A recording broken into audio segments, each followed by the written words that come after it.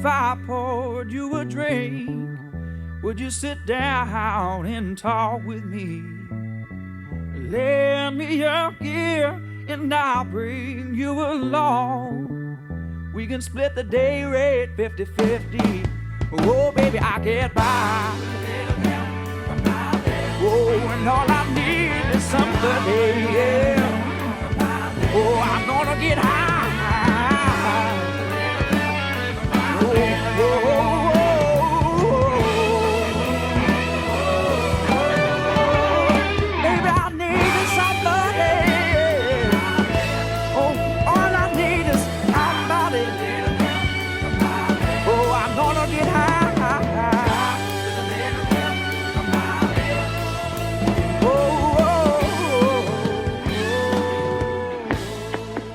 Welcome to the PRO EDU Podcast. We talk and drink with your favorite artists. So grab yourself a cold sarsaparilla, take your pants off, kick back, and enjoy. I don't know about you, I take comfort in that.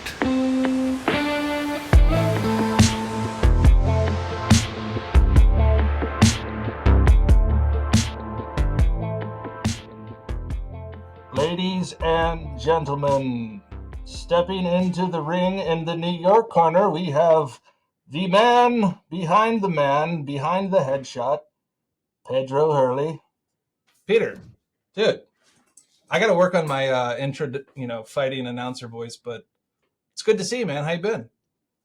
I've been good. Hold on, I'm muting myself on the other one. I've been good. It's good to have you on. I mean, I haven't seen you in a while, so it's been cool to be here. I know. Now that the Photo Plus Expo doesn't happen anymore, it's like the saddest thing ever. I don't see it like there for sure every year. Throw that party we used to throw. Remember that? I know. Remember black and white party? The black and white party. The pictures from that are epic. Yeah. First of all, we always got great pictures there, right? Oh, and then God. we did one year where didn't they kick us out and we brought all the beer back here? Yep. My studio, and I stored it in the room I'm in right now. Yeah. That was the deal. Several times. I mean, those have been the funnest parties I think I've ever thrown in the world. I mean, partly because it's in New York, and then we all crash your place afterwards. But I think we should we just reinvent Photo Plus Expo, you and I? Well, maybe they're bringing it back. I mean, I don't know. Are they? Do you know something that I don't? I don't know. But NAB New York was a couple weeks ago, and they're trying to grow that. So maybe we'll just get everybody to come to that. See, I didn't even know NAB New York was a thing. We should have. Yeah, we're working on. I'm kind of like spearheading the photography venture over there to get more photographers going to NAB. So I think it'll be cool. All right. Well, I think it's cool. Well, I'm trying to help anyway. I'm giving them ideas, and hopefully more people show up next year. We had a bunch of people at the booth. I had a booth there. We shot. It was cool. Nice. So for everyone joining now, Peter is the brains behind the Headshot Crew, which is one of our sponsors for the Photographer's Toolkit. So if you're a portrait photographer, if you want to get more exposure, Peter has this amazing platform full of, like, how many headshot photographers are on this platform now? There are, there's about 21,000 or something that have signed up and gone into the site.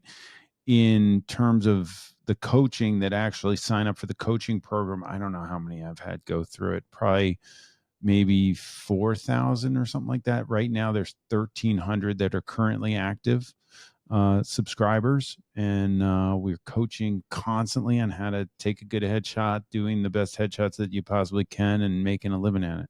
I love it. You are the man behind, like, you wrote the book on it. You made the best tutorial on it. You're teaching people skills that are giving them like an ability to make a living, which I love.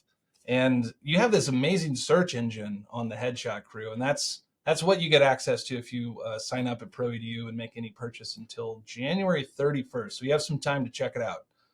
Cool. And you'll get access to the Headshot Crew for 12 months, and you'll be able to make a profile. And this has to be like pretty much the best search engine for headshot photographers in the world. Would you say? I would say yes, and we're actually making it more robust and working on the algorithm to figure out like exactly how we're going to search for people and stuff like that. We do have a hierarchy built into it that we're working out. So if somebody gets coached by me and they get 15 shots in a portfolio that I really love, they get elevated to associate status, and they can make the right now we have the 2023 associate team. We do it as an annual thing. So as soon as 2024 hits, we're going to be looking for those associates that hit that team level, and they get put in the search first, but then it goes by distance and activity on the site and all sorts of other things. But we're also building out a public portion of it for information on how to take a good headshot, how to receive a good headshot if you're looking for a headshot. So we want to be the resource for headshots globally. And that's what we're starting to do. So we're starting to put out, articles on headshot photography. Like, for instance, I'm going to write some stuff on there. We never had front facing content, and we're starting that to start to ramp up on that photographer search. So photographers can get the work through that. They get the referral directly to themselves. We're referring, I think it's like around, I haven't checked recently, but I think it's around like 50 referrals a day coming through that thing. It's global, so maybe 50 to 100, something like that. And whether that turns into work or not, I'm unless the photographer tells me, I don't even know. So we set it up so that contact lead generation form goes directly to the photographer on the site, and they have to secure the sale themselves. And that's just the way it works. So any subscription fees and stuff like that are part of being in that photography search. So it's been a huge thing. Like, people have gotten thousands of dollars worth of jobs from this sucker. So I'm really psyched about it. Yeah. And I've personally met a lot of the people that have gone through your program, mostly like at our parties and, the events that we throw, and to see them like transition into like this photographer that's charging thousands of dollars, for a headshot and feeling good about it, and their clients are feeling great about it, is awesome. Because the only other places that I see it's like Gig Salad or Groupon, you can find a photographer there, and it's like a race to the bottom of quality and price, and it's not doing anything for our industry. So I love the fact that you picked up the baton where Model Mayhem dropped the ball, because that used to be where you would find like photographers and models. I'm pretty sure the website looks exactly the same. Is it still happening? People still are on that thing? I don't know, but it's weird that someone really hasn't created this, how to find a quality photographer with like that you can trust. Because it's hard. It's challenging. I coach a system. I coach a recipe. So if somebody's going to get into my system, they got to shoot it the way that I see, that I think it's the best. And we are producing at the highest level. So the team they are the best headshot photographers on the planet. I know that they're doing that level of work because I coach them personally. So it's super cool to have a recipe that everybody does. I think I'm probably one of the only photographers in the world that says you have to copy me to a fucking T, and I don't know any other photographers that say that. And I embrace that with everybody, because I know if I could do it better, I would be doing it better, and I would teach them better, and look, I started teaching in 2011, and this thing has morphed.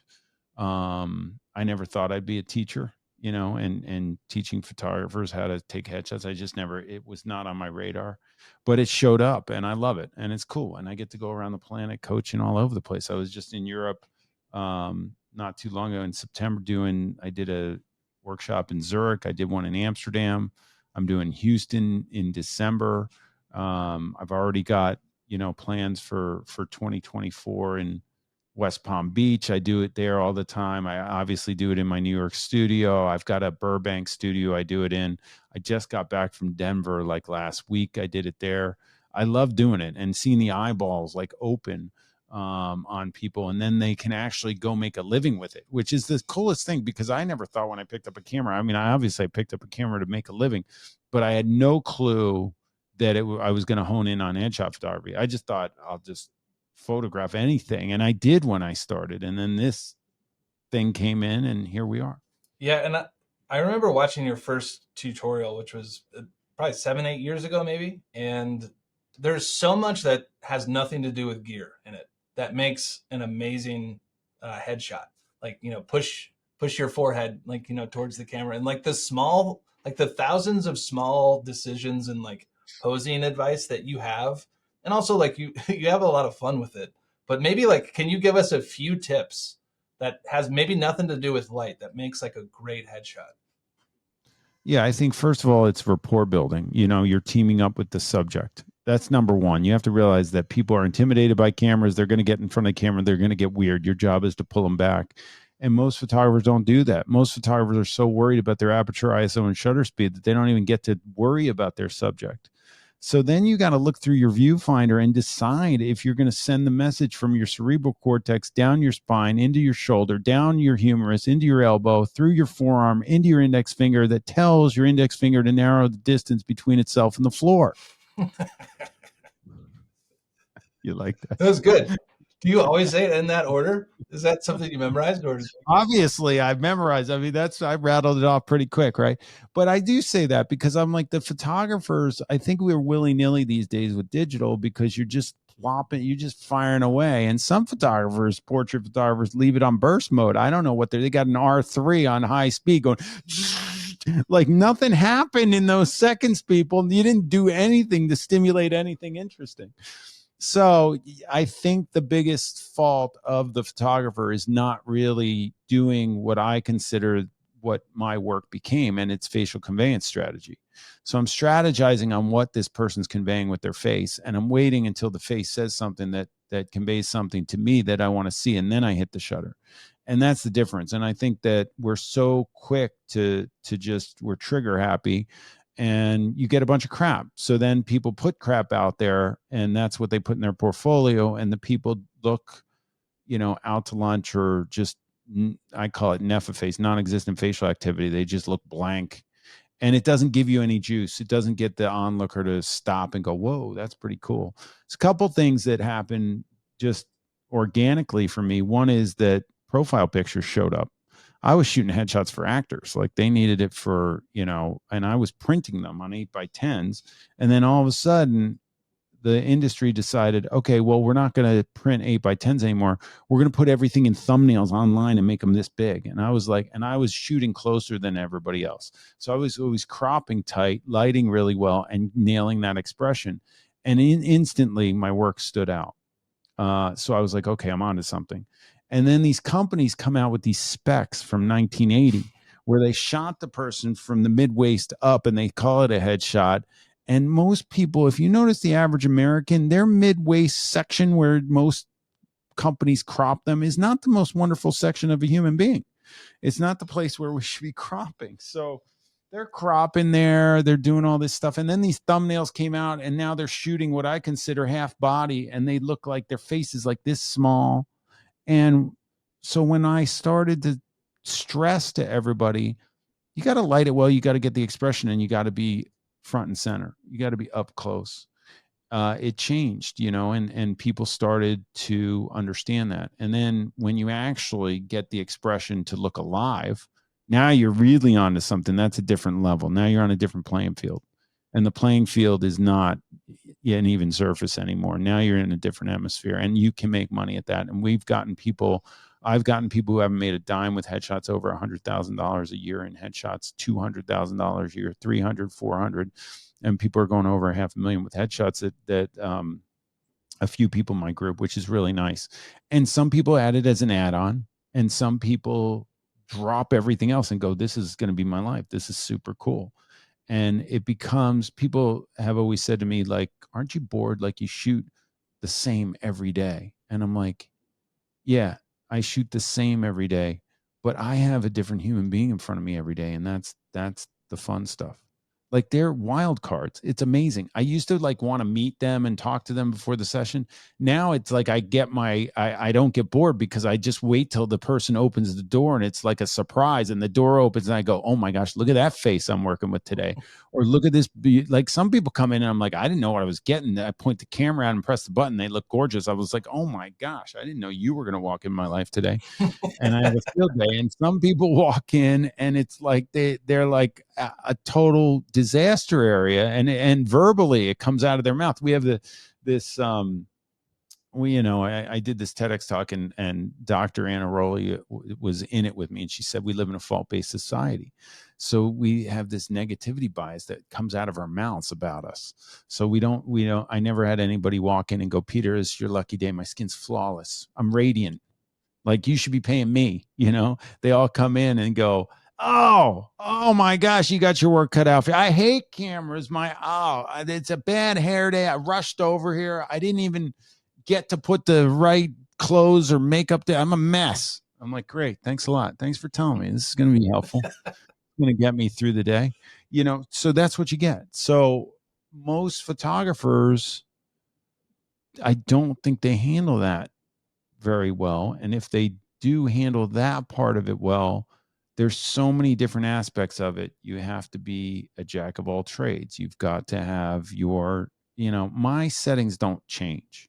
Like, I don't change them. I have one floater and it's my ISO. That's all I change. I don't change. My aperture's always the same. My shutter speed's always the same.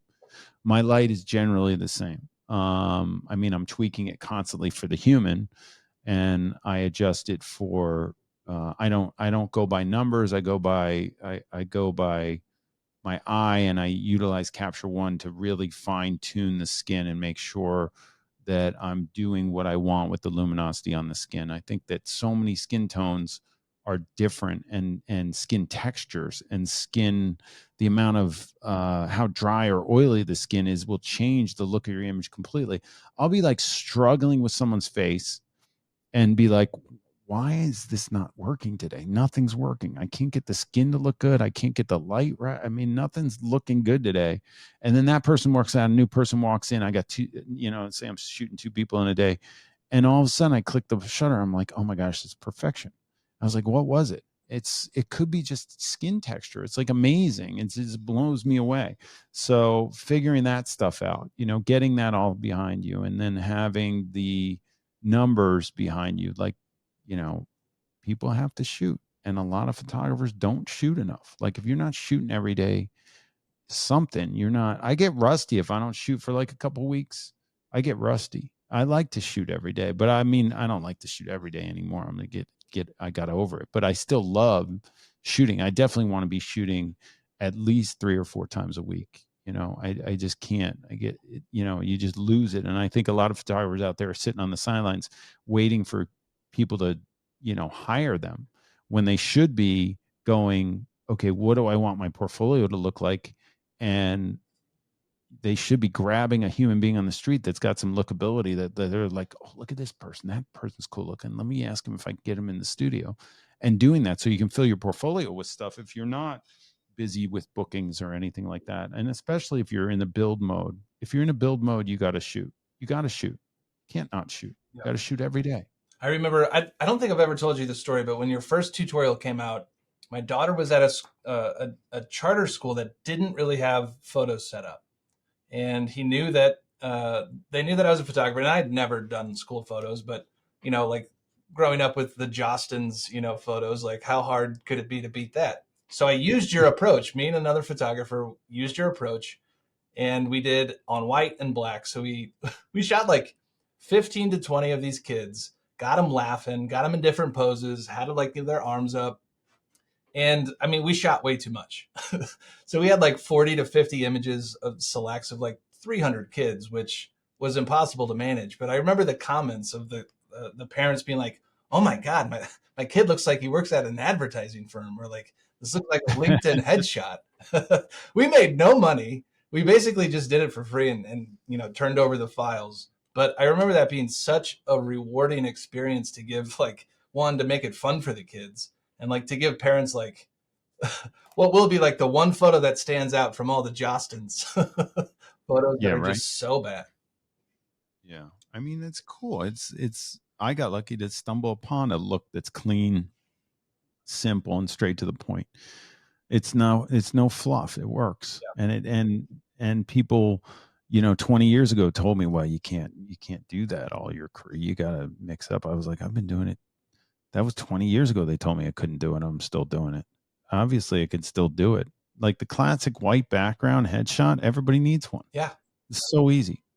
Yeah. It's so simple. It's just, you just got to nail it. It's fine tuning. And I fine tune with my concepts that I coach on, and you could see it a mile away. Like you can see, it's funny because there's other groups out there that, people post headshots in groups online and stuff that aren't the headshot crew. I try not to look because I'm looking at too many headshots within the headshot crew.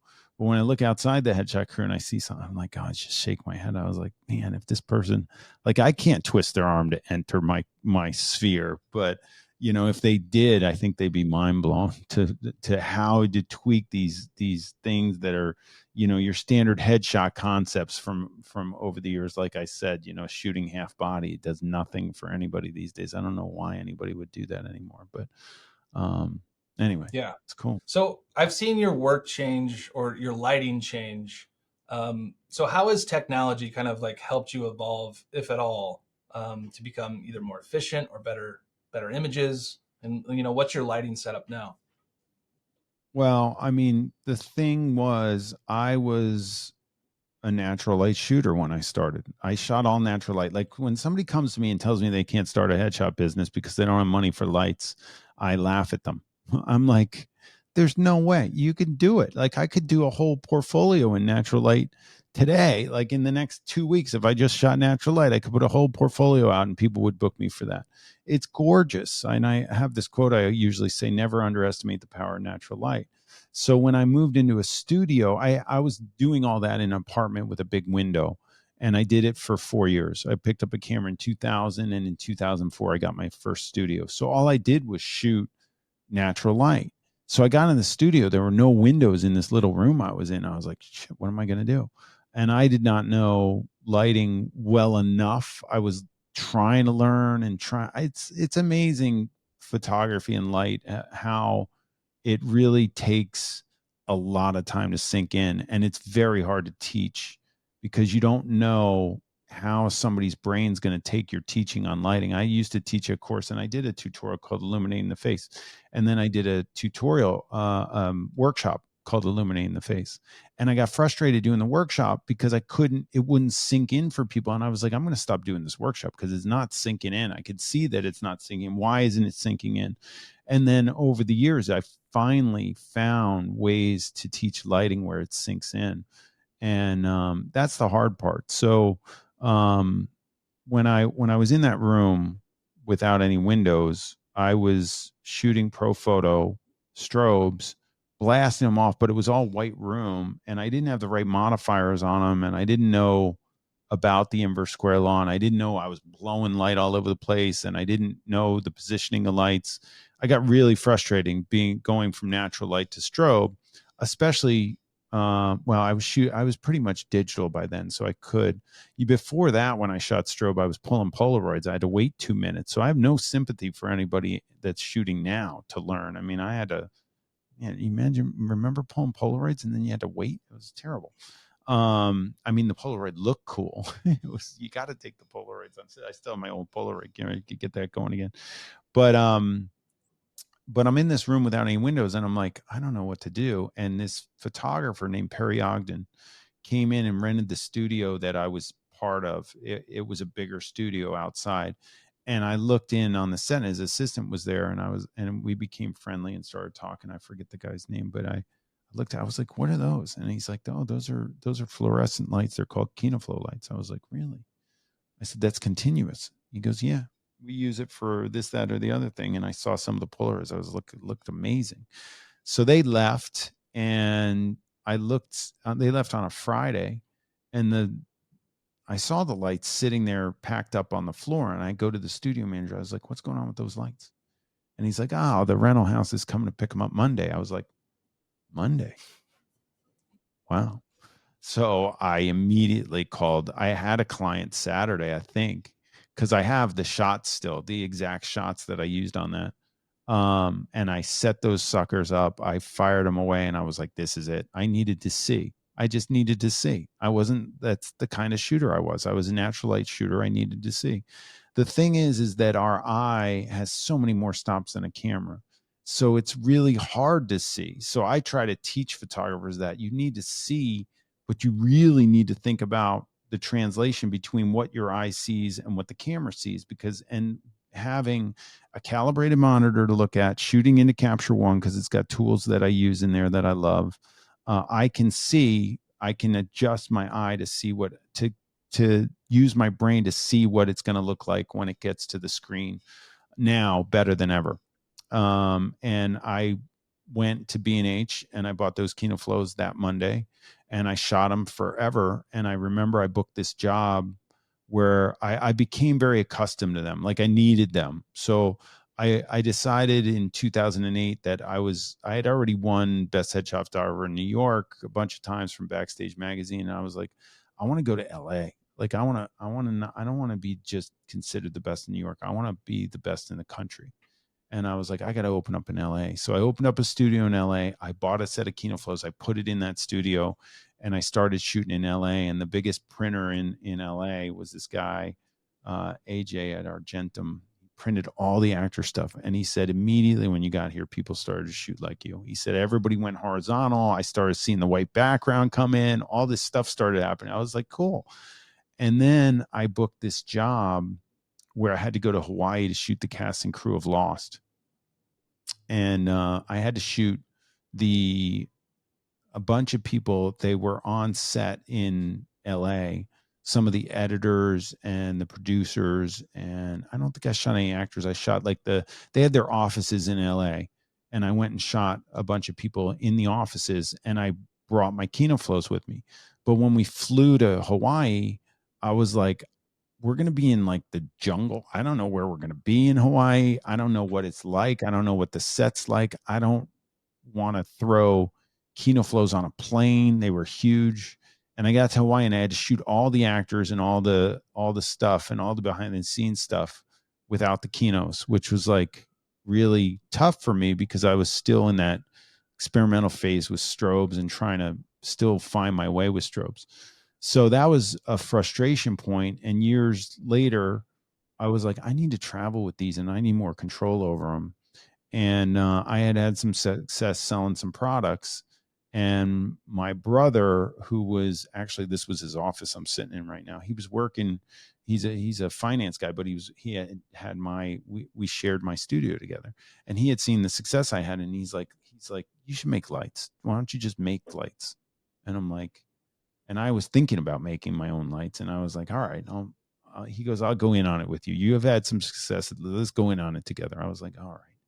I was like, why not? I was like, let's do it. And he put the investment up and I was the poor younger brother that the older brother always took care of. So he's like, look, I'll put it up and then we'll figure it out when the income starts coming in and we'll split it. And anyway, we dumped a bunch of money into this thing. And I got to a point, we got a big warehouse in Costa Mesa. We had a staff of people working. We were importing all these different LEDs for me to test from China and Korea and everywhere over there. We had a team on the ground over there. And we got up to like $250,000. And I was like, stop. Like, we went to the shows. I was showing the stuff off. Our first show was WPPI. I think it was, I don't know what year that was, 2013, 2014. I don't remember. And then I went to Cinegear with our next rendition of the light, and we started to try to figure it out and hone in on it. And we had spent this much money, and I was like, I don't know that I'm capable of bringing these products to market, feeling confident in what we're producing with this team. And I ended up pulling the plug and taking that hit and just being like, I just need to shoot. I need to get back to my roots. I need to stop worrying about this. And Westcott had seen what I was doing, and the president of Westcott came to me and had a meeting with me, and she was just awesome. And she's like, look, we like what you're doing. We like you. We want to do something with you. What do you think we can do? And we started talking about ideas. They had already had a concept for this flex panel, and I just helped fine tune it into what became the Peter Hurley Flex Kit. And now I go all over the world with it. I just went to Europe. It came with me all over Europe.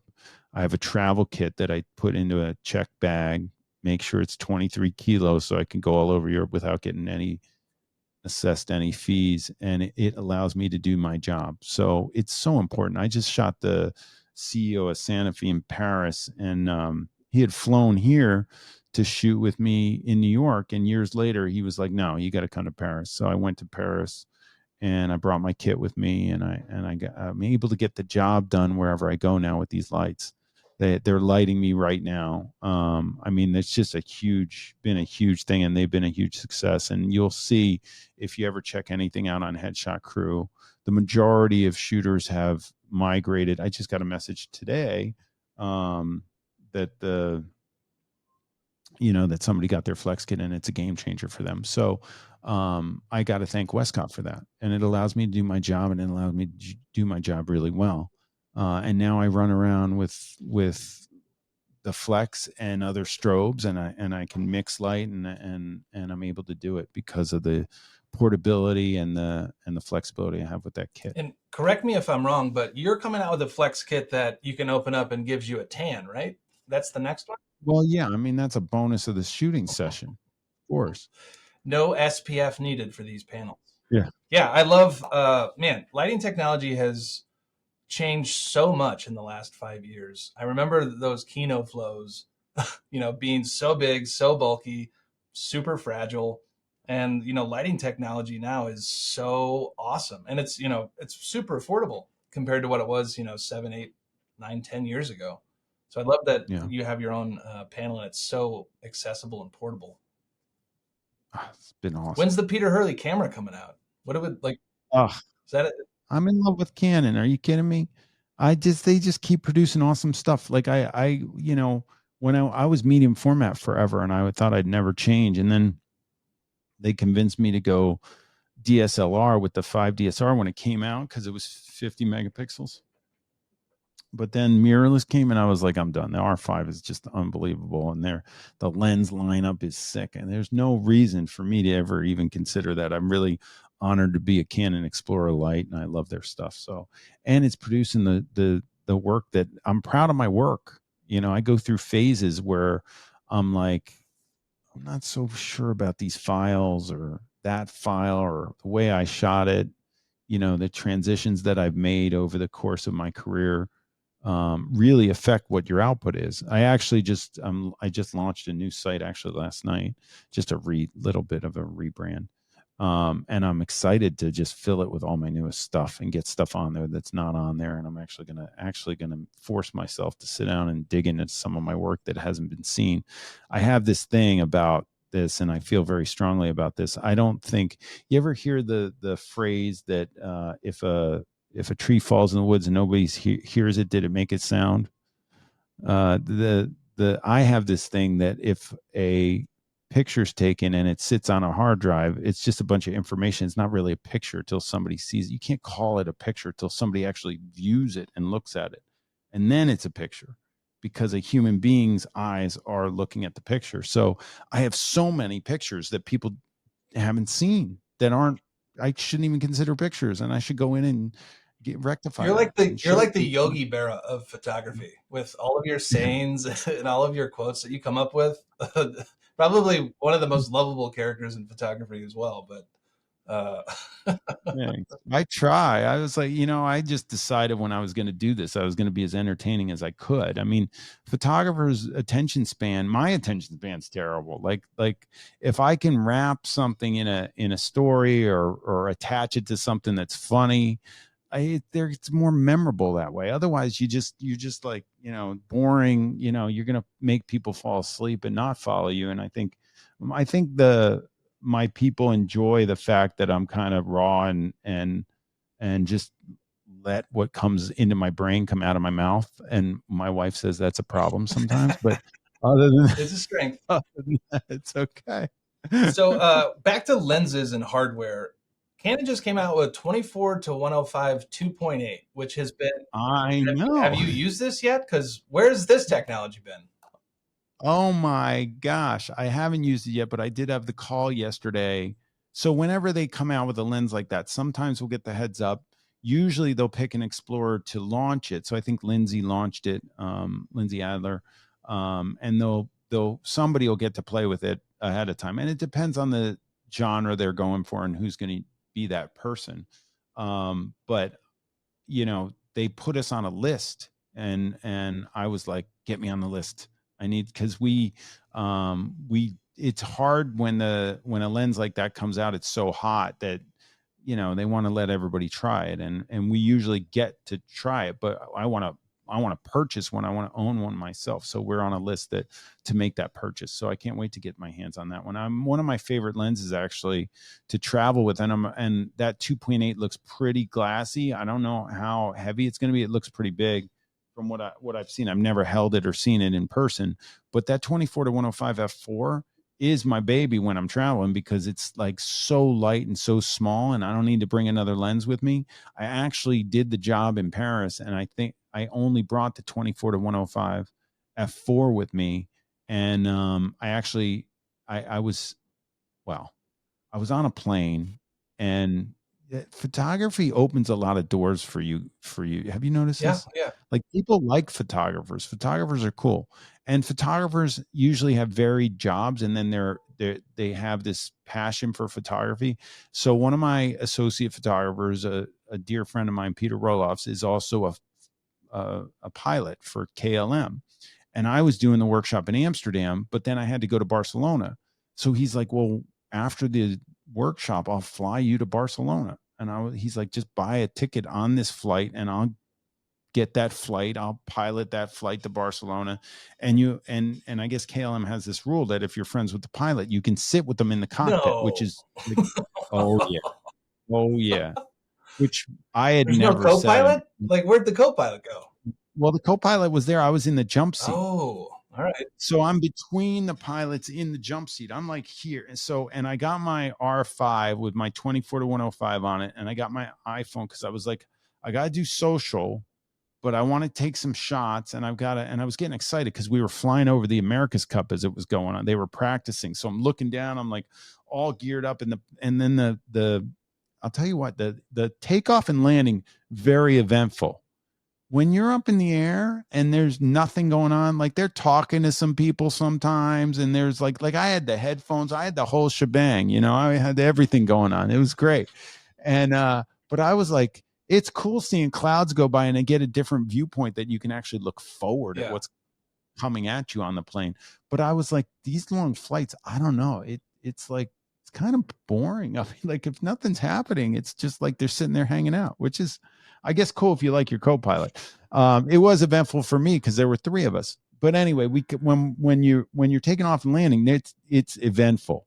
So we're coming in for this landing, and I had this view of the runway like I never had before. So I'm fumbling around. I'm trying to decide: am I going for the camera? Am I going for the iPhone? What am I doing? And I put the camera down next to me. I forgot about it, and we landed. And the pilot, it was a soft landing, but Peter put on the brakes. Well, the R5 and the 24-105 slammed into the back of his head. The back straight down on the floor. It was actually the back of his chair, not his head. His head was protected, but it slammed into his chair and right down on the floor. And I was like, oh my God, that's not good. So I pick it up. Luckily, zero damage. I was like, and I was testing it, no damage, no issues. The thing held up like a tank. I couldn't believe it, except it jarred like a piece of dust or something in the lens, jarred it to one of the rear elements. So there's like this big chunky piece of dust on the rear element. So I'm trying to blow air in it just to get it to move. Anyway, it's sitting right over here. I got to send it back to Canon. So so that's the only lens I take. So I'm like, shit, I got to shoot this job in Paris. You travel with one lens, no backup, anything? Yeah. No backup camera. It. I love that. Well, when I shot medium format, well, you've got to figure I have a global community. I've got photographers in every town. Most people, I'm going to find somebody that's a Canon shooter and borrow a camera, or I'm going to rent a camera. To get a Canon somewhere is probably not that difficult to find an R5 in any major city. So I was like, I'm not going to worry about that. And you know why? Because I do it specifically. One is because I'm sponsored. This actually happened. I got on the shoot and I called Canon USA and said, hey, I have this lens issue, because I was trying, and the day of the shoot, we were trying to rent a lens a 20. I was trying to get a 28-70 because I wanted that f2 lens, and I had the 24-105, but it had that dust on. I guess I could have shot it and retouched that big spot off. That's what my plan was. But then I was like, no, I need f2 in this office that I'm shooting. I want to lose some of that. I want that bokeh and stuff. So I called Canon USA. They fired up Canon France. Canon France said, yeah, we're gonna message you over that lens. And the reason why they did it is because I was trying to rent it, and they needed like a background check on me and everything. And I was like, screw this. Went straight to Canon France. They messaged it over. I was like, what can I pay you? Can I pay for the messenger? Can I rent the thing? Can I do anything? They're like, no. You're an Explorer Light. We got you. I mean, it was unbelievable. And I know people listening are like, that fucker, but you paid him off in croissants, didn't you? You know, yeah, it was like, well, it's like, I know I'm going to get out of buying because of what I built. I mean, I'm fortunate to have, you know, and worst case scenario, I'm going to just call a photographer in one of those cities and just give me your camera. If it's not a Canon, I'll just, you know, obviously I don't want to ever do that, but yeah, this is the reason I shot medium format for years. When I switched to the DSLR, and I have wood right here, and I'm going to knock on it, but I probably shouldn't because I never broke a Canon. You have wood right now? That's inappropriate, Peter. Come on. Unless I dropped it myself or something. I don't think I've sent a camera in since 2015 when I became an Explorer Light and shifted to Canon. And when I shot medium format, it was 60 to 90 days. If 60 to 90 days went by of me shooting and the camera didn't break, I was like, it's going down. Yep. It's going to go down. I remember the Hasselblad days, you know, with Rob, and there was just always an issue, whether it was the firewire or the connection to the camera. It was just a constant struggle to get the thing to work throughout the whole shoot. Ugh. Yeah. No, that was the situation that we were in. And, you know, and I told the companies, I mean, I don't know now because I stopped that long ago. It was usually the auxiliary shutters, just, you know, stuff like that, like things that you just be like, oh my gosh. And I was doing a shoot in LA, and I remember I had two bodies with me, and I think I was shooting Mario Lopez. I think I had to go shoot. His wife was a client of mine, and they invited me to their house, and I think I had a bunch of shooting. It was during that trip. I think it was that trip out to LA. I don't 100% remember, but I had a couple days of shooting, and one back went down, the body went down, and then I was like, oh my gosh, I had backup, and then that one went down. And then I called my assistant in New York, and I was like, FedEx me the other camera, because I had three of them.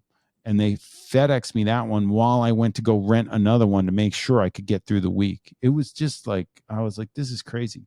And then I went to the Canon, just like unbelievable. Yeah. Unbelievable. I know it's risky taking one camera. I will if they come out with the, basically, I would think they would come out with an R5 Mark II or something. I'll have that, and the R5 is backup. That's the plan when that happens. But right now, I've got an R5. I've got an R, but my assistant shoots, and she's using the R, so I can't take it anyway. So I need to get more cameras. I got a bunch of R8s doing this now. Maybe I don't think I'd ever worry about taking them with me, but I got a podcast set up with the R8s. Look at the fancy stuff I got. Look, I got a little setup. Yeah, I just saw balloons. Did you see that? I don't know where those balloons came from, but where do the balloons? I just saw balloons like everywhere on your video, and I was like, "What?" Somebody said like if you wave your hand or something. Hold on, what's that got to do with me? Like I had that happen on another one today. I waved my hand and balloons went up, but I thought that was a Zoom based thing. on what was said. Is that an iOS thing? I don't know. But how do I get balloons? You know, I'm a little jealous that you got balloons and I don't. But I can't make the balloons go up again. I think it's a hand gesture. Is it a hand gesture? I don't know. I don't know either. But Canon it must be Professional Services, for all the photographers that don't have it and you're running an actual studio, you need to sign up for it. It's not very expensive. Something goes down that like it saved my butt so many times. So I would highly recommend CPS. And CPS this is taking I'm care of not me. even Those I'm not lenses sponsored are- by Canon. I shoot Sony. CPS though. Every camera company has a version of CPS. And if you're a professional shooter, you need to have it. Look at you trying to make the balloons happen. trying to make the balloons go for CPS. How do you make the balloons go again? So headshot Balloons. photography, you know, even with like online dating, I view it a lot like real estate shooters. You can make, like, there's such a high demand for it, and there's always going to be a demand for it. And you can make, it's a really good entry point or an exit point from wedding photography. You want to get out of that. So what advice do you have for photographers that, you know, might want to get into headshot photography, and like, how do they start out? Well, it's funny. I had so many people on this dating thing come up to me. So I had a bunch of, I had a lawyer come in. Normally it's the guys. Like, the women will never tell me that they want to use it for dating. I've never had a woman come in and go, hey, by the way, I'm going to use these for dating. But the dudes will tell me, they'll be like, look, I need it for my law practice, but can we get some ones that, you know, I can use on the apps? And I'm like, oh yeah, now we're talking. It's game time. Let's go. And this guy, like, he called me back. He's like, you don't understand. It's like a full-time job after your shots. Put your shots up there. I was like, wow. Yeah. And then it started happening because the guys will confide in me. And then another old client was like, Peter, I'm getting divorced. I gotta come in. I gotta, you know, you got to get my shots going. And he's in media. So I shot him. Same thing. He's like, you don't understand. When I posted your stuff, it was crazy. And he says to me, he goes, have you thought of a business model for this? And I was like, yeah, I was thinking about doing that. And this is one of my ideas that's sitting on the back burner. But we started to come up with names for this company where I was going to coach the photographers on shooting the dating stuff. And I just haven't gotten around to, because I'm just too busy doing other stuff. And I don't know if I ever will, but I came up with a name for it. I was like, we're going to call it Lugal. Let us get you laid. What about Get You Banged? You know? Come on. That could work. That could work. But it's amazing. Like, if you're out here and you're listening to this and you're a photographer and you're not sneaking that in, most people, you're developing a rapport from them and you're asking them questions about their life. And if you come across that they're single, you'd be like, hey, you know, let me make sure that you're their personal brand manager at that point. You have to be like, are you on the apps? Like, how are you doing? And if you are, then, you know, you should have good shots. They should be getting shots during that, just for, you know, and I enjoy that part of it anyway. It's kind of fun. And I always like the updates. I'm like, I really want to know, did it work? Like, fill me in. I want the goods. Yeah. So cool. You gotta, I imagine you're providing some diversity and not just a bunch of, you know, shots on white. So are you giving people like 7 to 8 like wardrobe changes, inside, outside, against the brick wall, not the brick wall? How you? I don't use the brick wall technique. The BWT, yeah. that's was overused in the 80s and 90s, and the parquet floor. You know, I don't agree to disagree. It's coming back. You know, yeah. My thing is about creating range for them that they'll use that's in the scope of my aesthetic. So, you know, I don't go that far. They really don't, you know, if they hire me, I hope they're not being too stringent on what they want that's outside my scope, because I don't want to shoot an inferior product. People ask me to go outside to shoot their headshots, and I'm always like, oh, why would you do that when I get perfect freaking lighting? I'm like, so good. I mean, I'm very good outside too. I will do it, but they got to really twist my arm and they got to have a reason. You know, but variety is key. So I want to sell images, and I want to sell images that work for them. So in order to create variety, how do you do it? Obviously, you're trying to do it on all angles, like, because people come into a session. If I can keep them here, you never know what somebody's timeline's like. Most CEOs and stuff, if they give me 20 minutes, I'm lucky. Like, I ask for 20 minutes. Some will, you know, like the guy who flew here to shoot with me, he stayed for a while and it was just me and him one-on-one. It's always nice that way. When they've got the handlers and stuff to deal with, it's another thing. But I'm trying to build out shots that they'll use that are enough variety so that they have stuff to play with when they want to put out something on LinkedIn and they want to mix it up in a month or 2 months and they want to change it and they want to, or they get asked to provide a headshot because they have a speaking opportunity that might be a different energy. You know, it might be a different color. Everybody gets the white background because I think it's a staple, but then I want them to change, and I'm going to change the background color. I'm going to change their expression. I'm going to change the angle of their face. I'm going to change a number of things just to give them variety. I don't like shooting the same shot and then having them keep 2 shots that are very similar. So I usually dissuade them from that. Even though I'm selling my images, if I take 2 shots that are very similar and they like, oh, I love both of those, I'll be like, just, well, pick one. What are you doing? Like, you don't need both of those. Are both very similar. And sometimes, you know, I probably could sell more images because at the end of the shoot, they're buying. If I didn't do that, but I don't feel that that works with the way that I roll. I want them to buy the images that they're going to use. And I usually am fortunate enough to create some badass imagery, and we have trouble narrowing it down. And I enjoy that. So, and they're frustrated. They're like, they're too good. I can't pick. And I'm like, yeah, that's the nature of the beast when you come to me. It's the way it's going to work out. And you're having them pick at the end of the session, or are they coming back for this? At the end of the session, we're doing it. We're doing it in the it's basically, I shoot a look. So tethering is my number one coaching tool. So they're going to learn the most from a tethered capture. Believe it or not, humans have the capacity to learn. So if you show them looking shitty, they'll fix it. They might fix their face for you. And it does get better as you go. So it's like, it's amazing to me. And so tethering is huge, but it's also the ability to compare different one shot to the next. Capture One just came out with this culling feature that is just awesome for me. So it uses AI to find the eyeball and make sure it's in focus, which is phenomenal, which, you know, with the auto eye detect on the Canon. So it just, if I'm always eyes are closed, you don't see it, or is it just throw it in another folder? You just zap it, just get it out of there. Like it'll, if you're shooting.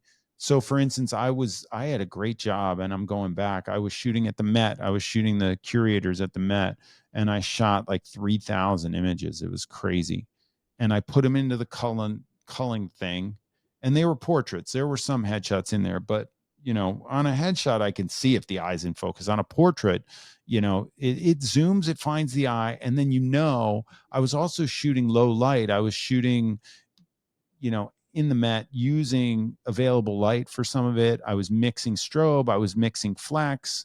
I was varying up things a lot. I was shooting pretty open apertures, and I'm going through this, and actually Capture One and I have partnered up, and they're helping me work with the headshot crew. So we've got everybody in the crew going Capture One, which is amazing because I can coach through that amazing program, which is helping me do my work really well.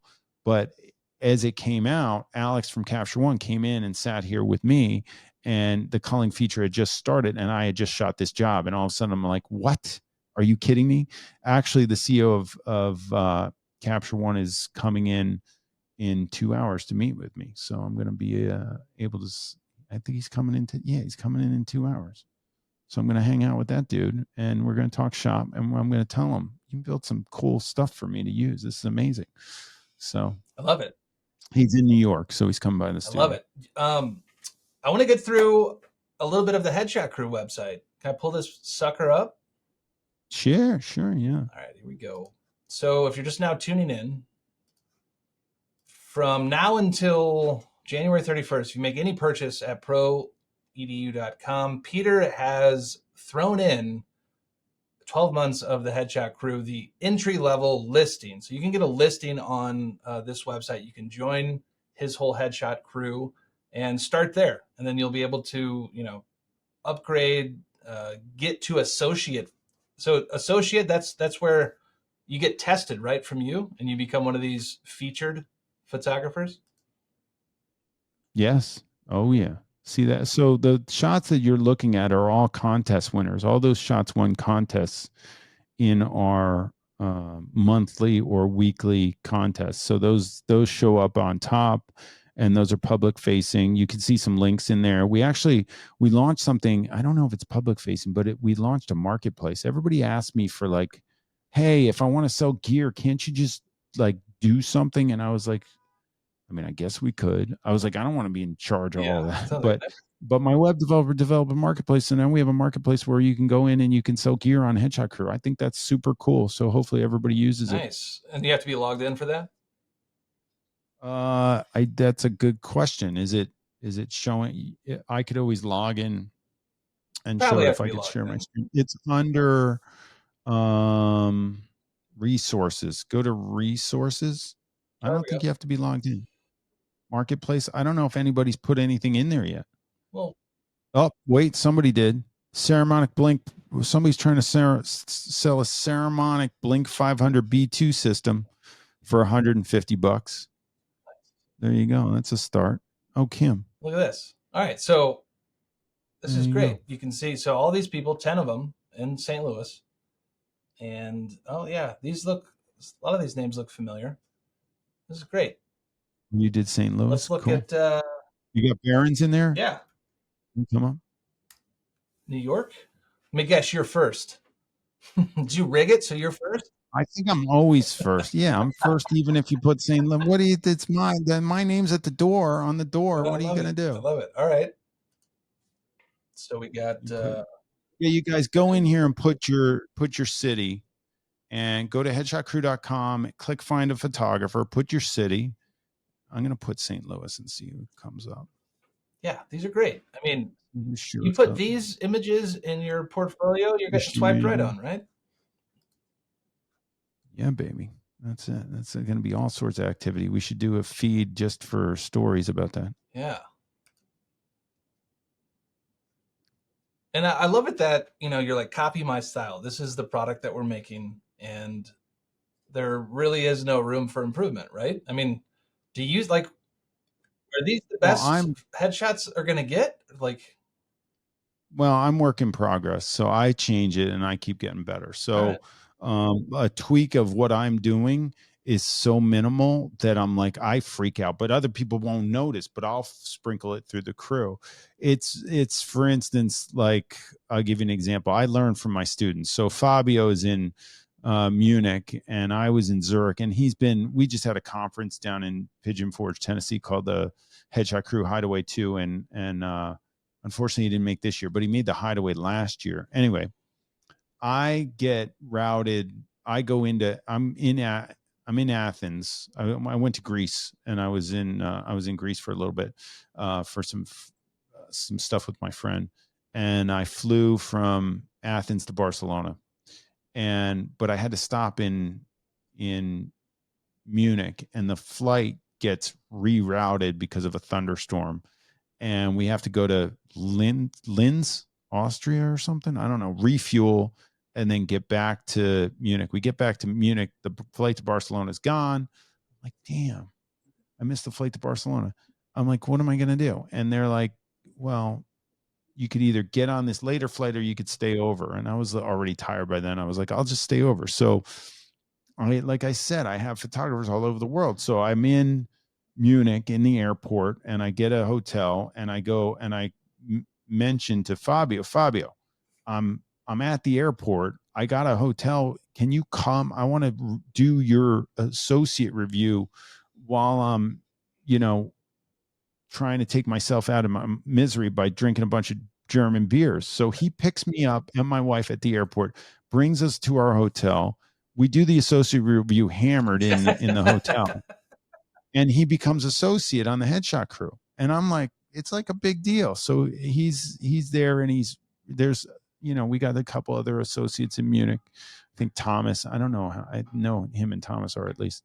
Anyway, but he ends up he was already signed up for the Zurich intensive. So he does the intensive, and I do this thing called the Intensify, which is the third day. I'm actually revamping the whole thing for 2024. So all the new workshops in 2024 are going to have this new style that I'm working on producing, and I've been working on it and thinking about it and brainstorming. So it's going to be super cool. But anyway, in this intensified thing, they shoot me. So he's shooting me and he says to me, he goes, I want you to stand up straight. So what I normally would say is stand up straight, like sit up really straight to get the jawline out, lean back slightly and jam your forehead out. Well, human beings, when they hear this, they stand up straight. They don't lean back at all. And when you say jam your forehead out, they lean forward like this, which is not the move. You can't lean the body forward. You have to get, watch, I'll show you. You have to get the gonium angle. Can you see me on this side? Let me see. I can't see now. I got to look at my picture. Okay. So you got to sit up straight. You got to get this movement going. Like the gonial. It's like the chicken head. Yeah. Or a turtle, whatever you want to call it, whatever works for you. But this curve of the jawline has to get over the clavicle. So there's a couple of inches of movement there. You need it. It has to do it. But the problem is that most people don't do that. They go like this. Instead of this, they go like this. You see that? So he says to me, he goes, I want you to match. Yeah, you got it. You got it. You're a pro. That's a pro move. And you got a little action under there that we don't want to see. Yeah. Oh yeah. You don't want this going. You don't want that. You don't want my gizzard flapping in the wind. No. You know? So he says to me, he goes, sit up straight, stand up straight. He goes, act like there's Velcro across your shoulder blades and it's attached to the wall behind you. I was like, you're kidding me. He goes, yeah. I was like, that's amazing. People get that. Like they need a visual and they get it. So I immediately instituted that into all my teaching. And every time I say it, I talk about Fabio because I believe that where I learn something, if I learn something from somebody else, I want people to know about that. I expect that with me, but some people go out there and talk about my stuff without mentioning me, which we don't need to talk about, but that happens. But I don't do that. So I'm proud of Fabio giving me this. And the Velcro thing, like the level of excitement for me, like most people hearing this are like, that's no big deal. Yeah, you got to, whatever. But for me doing this every day, you understand I have to shoot, like some jobs I have to go in and shoot 50 people in one day. And I have to coach them quickly on this stuff. And the Velcro thing is going to save so much time of me trying to, hell, somebody's banging on something. So much time with this. So thank you, Fabio. I'm pretty excited. The one thing that we're doing, this just made me think about this. WPPI and I are talking and they want to come up with a concept and I'm like, of something to do at the show. And usually we shoot headshot crew. We shoot headshots. If you come by the booth, we'll shoot a headshot for you. Sometimes we'll do it for people who sign up for the cruise. Sometimes we'll just do it just to teach. And sometimes we'll just say anybody who wants to come by can get a headshot. But WPPI is like, well, why don't we take it one step further? Why don't we shoot everybody that comes to the show and get everybody leaves with a headshot? And we do it all in one day and we could try to break a Guinness Book of World Records. I was like, well, there is no Guinness Book of World Records because we actually tried to figure that out for another thing that we were doing and we didn't quite make it. But Guinness wants cash to get in the book. And I'm like, it's worth it. Let's just go for it. So everybody who's going to WPPI, get ready because I'm going to have a bunch of headshot crew stations set up and I'm going to have a bunch of headshot crew photographers shooting this. And we're going to shoot the most amount of people that ever been shot in one place in one day in Vegas on the first day of WPPI. That's the plan. And I'm going to coach them as they get up to this station so that they're going to do everything. They're already going to know everything to do. So all they have to do is step in front of the camera, get like 3 or 4 shots or whatever, and then move on and they're done. And we're going to shoot. The goal is to shoot, well, as many people that show up, but we need you to show up. So if you're at the show, you got to get in line and do this so that we can get, I'm hoping for like 4,000 people shot. So wouldn't one photographer have to do this? Like, isn't it cheating if there's like 500 headshot photographers? She's like, that's easy. Where's the fun in that? Well, that's fine. That's fine. But it's all in one place. We were going to do one photographer, me doing it. But then I said, do I really want to exhaust myself for a Guinness book? I mean, maybe I'll do it, but listen, I don't know. I mean, it sounds like you're cutting corners here. I mean, if you want to hold the record, I think one person's got to do this. You can't have 35 people shooting. That's just like event photography. Not 35. That happens all the time at weddings. Get out of here. Yeah, but no, not headshots. In India, for sure. There's that many people that go to a wedding every day. They shoot Probably. headshots. They're going to shoot 4,000. I think one of you needs to step up, whether it's you or someone else. Like one person's going to step up. Let it be another year. I don't think that was the original plan. You're but an I was Olympic like, athlete, you're telling me you don't have the endurance to do this? I don't think I'm up for it. I could now do with that it. Attitude, Peter, I think we need to turn this right around. Is it worse? So I would have to do it. It would have to be like a marathon, like 24 hours Don't you do this straight with without sailing all moving the from the time? camera. I'd have to have like a bladder product or something on me, so that yeah, maybe we could probably get at least 2 or 3 at that point. You know, without peeing. How many times you peed in one day? You could set that record. I mean, you could be like hitting 3 or 4 records here. We need to think outside of the box here, Peter. We've got a good idea, but it's not great. All right, let's see. Let me decide what is the incentive for me after I probably shot more people than most people on the planet anyway. I mean, I have shot more people than a lot of people. Although I coach photographers that have done the school photography. Like I coach this one guy, he shot at least 1 million kids. He's like, I've been doing it for 40 years or something. I do, thousands of kids a year. He's like, I must have shot 1 million by now. I was like, oh my God. So I'm not even close. I am estimating that I shot somewhere between 30 and 40,000 people somehow at this stage of the game. So adding another 4,000 faces, I could do it quick. I did 478 people in one day once. Yeah, you got this. So I could do, I don't know, I could do 10 times that. I think so. I guess I could probably. See, this is the attitude I was talking about. You're an American. But the problem is that I'm too much of a perfectionist. I would wait till I got the good shot. I wouldn't just take the shot and go, all right, that's it. You're good. I would look at it. I'd coach. And I think then you would earn it. Then you would earn it for real. Otherwise, it's just going to be. Yeah, but if we all do it together and a bunch of photographers have flex kits, we're all going to do it the same way. It's all going to be a Peter Hurley style. So there'll be more learning going on. What's the record There'll be more. A bunch of people shot. Well, there's no Guinness record that I know of that where somebody actually paid Guinness money to say how many pictures they took in one day. So how many Guinness records though has it like a bunch of people set a record? What's another example where a bunch of people set a record? That's interesting. You're saying that it's got to be an individual. Maybe that's just what came to mind. Well, why don't we just ask you guys, go find out what the records are, and then let me know, and then we'll make a decision. We'll make an informed decision as to what we should do. Yeah. When is WPPI? It's March, first week in March. All right. And are you going to Imaging in January? Yes, I'll be at Imaging. Right. We've got a booth there. We've got a headshot crew booth there. Come see us there. Sounds like we need to do a little practice down there, a little demo. I can practice. I got enough practice. I don't need any practice. I don't need any practice, but I lean on my crew to get this stuff done. People get excited about this stuff. How am I going to just do it myself and people watch? And it's Vegas. I like to gamble. I'm going to be exhausted at the blackjack table till 3 a.m. Peter's going to be exhausted at the blackjack table. Oh, you are hilarious. Man. We've had some fun time over the years. I really appreciate your time and coming on here. Do you want to leave us with some Jerry Springer type advice, like words of wisdom before we get out of here? I don't know what kind of words of wisdom I have. I think if you're watching this, you're probably a photographer. You're probably trying to make it in this industry, which is super cool.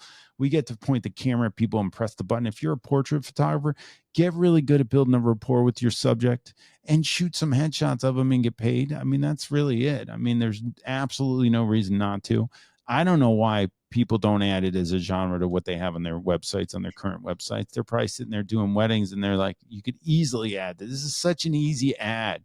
Just get it done. If you want to learn how to do it well, go to headshotcrew.com. I'll coach you. And if you suck, I will get you better.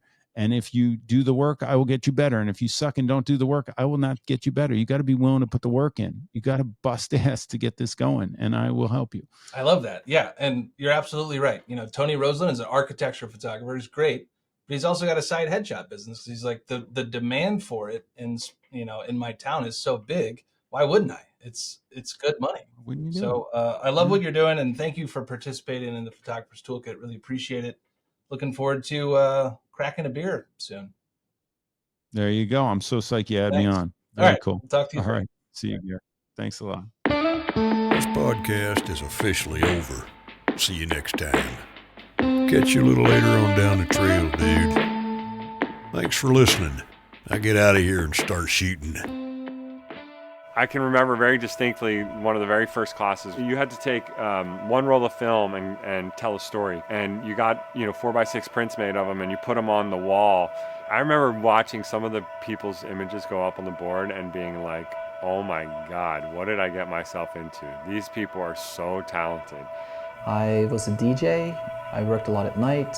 Sort of felt that itch to do something else. And after some soul searching, the only thing that I was excited about doing was taking pictures. And I would Photoshop myself into other places. And a lot of times it never even went online. I didn't care because it wasn't for necessarily the world. It was because I wished I was anywhere other than where I was.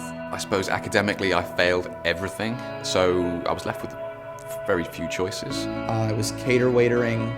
I'd work till 11, 12 o'clock at night, retouch until 3 or 4 in the morning. Even though I didn't really have the talent, I'd be willing to work when other people would sleep. And at times I look at my work and I think, damn, I'm a shitty photographer. Fuck, it's nothing. You have this idea of what can be done because you're assisting, and you just can't create it. So often today as artists, I think we get ideas and we end up sitting on them and we don't follow through. I think we can be our worst enemies. I will talk myself out of a project before I even begin it because I think about all the things that might go wrong or could go wrong. When you first start out with doing anything, you've got like 5 people, one of those is your mum following you, and it's just like difficult to get accurate feedback. You have to be willing to be rejected by the artwork, by yourself, by your peers. We get worried what our peers are going to think. We get worried what the talent is going to think or what the celebrity is going to think. And for me, it was always like, I understand that, but I also understand that you have to be passionate enough to throw the excuses aside and just start the process. First struggling, then assisting full-time for 3 years, then struggling some more, then retouching, freelancing, getting my first job. But I'll lay in bed and something will just pop in my head and I just go, what if? Wouldn't it be interesting if? Try it. It didn't work, throw it out. Try it didn't work, throw it out. Try it works, it doesn't work, throw it out. You don't become a great photographer, you don't become a great painter, you don't become a great sculptor without having some downfalls and going in the wrong direction. I allow myself to fail because I like to fail, because I like to grow. But you have to decide that you want it, because it's not easy to be great at anything. Even though I'm not at the place I want to be, I'm still moving forward. Nobody's going to love everything that we do, but I think you have to take a chance.